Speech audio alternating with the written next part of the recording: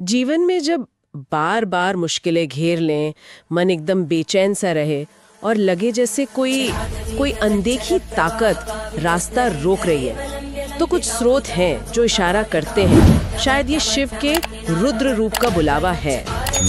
आज हम उन्हीं स्रोतों को खंगाल रहे हैं और रुद्र हवन पर बात कर रहे हैं। इन स्रोतों में इसे संकट काटने वाला, यहाँ तक कि जीवन बदलने वाला एक शक्तिशाली उपाय बताया गया है। बिल्कुल, ये जो स्रोत हैं इनमें रुद्र हवन को भगवान शिव का जो रौद्र मतलब वो प्रचंड रूप है ना, हाँ, उसको समर्पित एक पवित्र अग्नि अनुष्ठान, एक यज्ञ बताया है।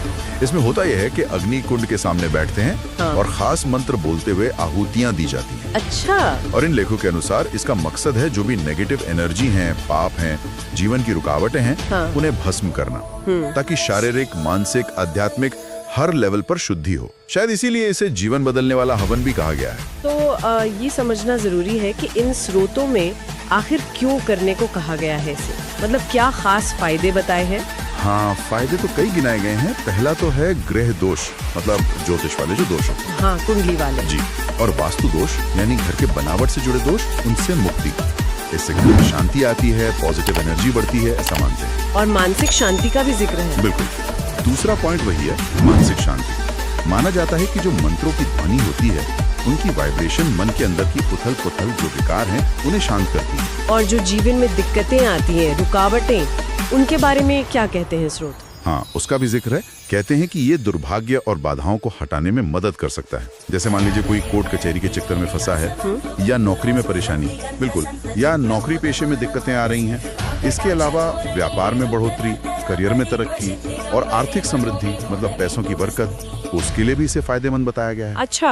और एक दिलचस्प बात और है, कुछ स्रोत तो ये भी कहते हैं कि ये पिछले जन्म के कर्मों का असर और पितृदोष जो पूर्वजों से जुड़ा माना जाता है, हाँ, पितृदोष, उसे भी शांत करने में मदद करता है। अच्छा, ये तो काफी सारे फायदे हो गए।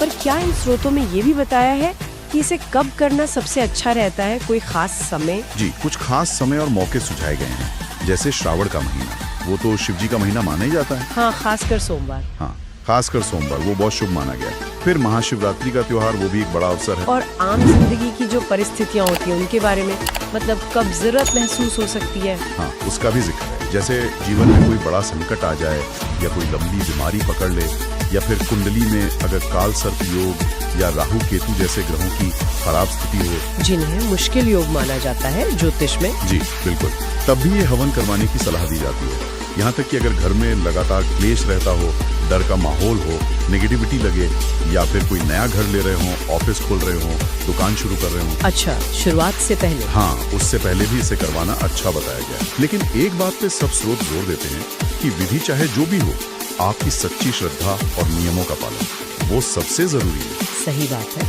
और इसकी जो विधि है, जो तरीका है, उसके बारे में थोड़ी जानकारी देंगे संक्षेप में? देखिए, जानकारी के हिसाब से इसे किसी जानकार योग्य पंडित जी से करवाना चाहिए और शुभ मुहूर्त देखकर। सामग्री में भी कुछ खास चीजें होती हैं, जैसे शुद्ध गाय का घी, आम या पलाश की लकड़ियां जिन्हें समिधा कहते हैं, कपूर, बेलपत्र, रुद्राक्ष के दाने, हाँ, और पंचमेवा। और मंत्रों का क्या महत्व बताया गया इसमें? मंत्र तो बहुत ही महत्वपूर्ण है। उनका शुद्ध उच्चारण, सही तरीके से बोलना, ये बेहद जरूरी बताया गया है। मुख्य रूप से ओम नमः शिवाय का जाप तो होता ही है। हाँ। साथ में रुद्राष्टाध्यायी जो शिव स्तुति के 8 अध्याय हैं, उनका पाठ, और खास तौर पर महामृत्युंजय मंत्र, इसका कम से कम 108 बार जाप करने का विधान बताया गया है। 108 बार? जी। और जब हवन पूरा हो जाता है, पूर्णाहुति के बाद शिवलिंग पर जल और बेलपत्र चढ़ाने की बात भी है, और फिर आखिर में आरती और प्रसाद बांटना। अच्छा, क्या इसमें खुद का होना जरूरी है? मतलब अगर कोई जाना पाए तो? हाँ, कुछ स्रोत ये भी बताते हैं कि अगर कोई वजह से खुद उपस्थित नहीं हो सकता, तो वो अपने नाम से, अपने संकल्प से किसी अनुभवी ब्राह्मण द्वारा भी ये करवा सकता है। अच्छा, मतलब संकल्प जरूरी है। बिल्कुल, मान्यता यही है कि आपकी सच्ची श्रद्धा और आपका संकल्प वही सबसे ऊपर है।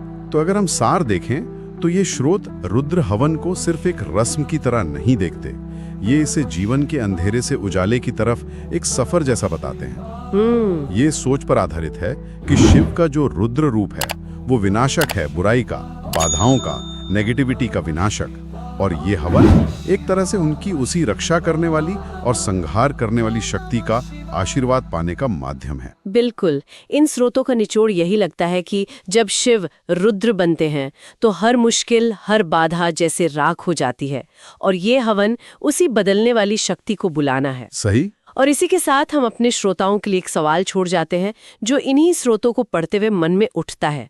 क्या आप अपनी जीवन की बाधाओं को भस्म करने के लिए रुद्र को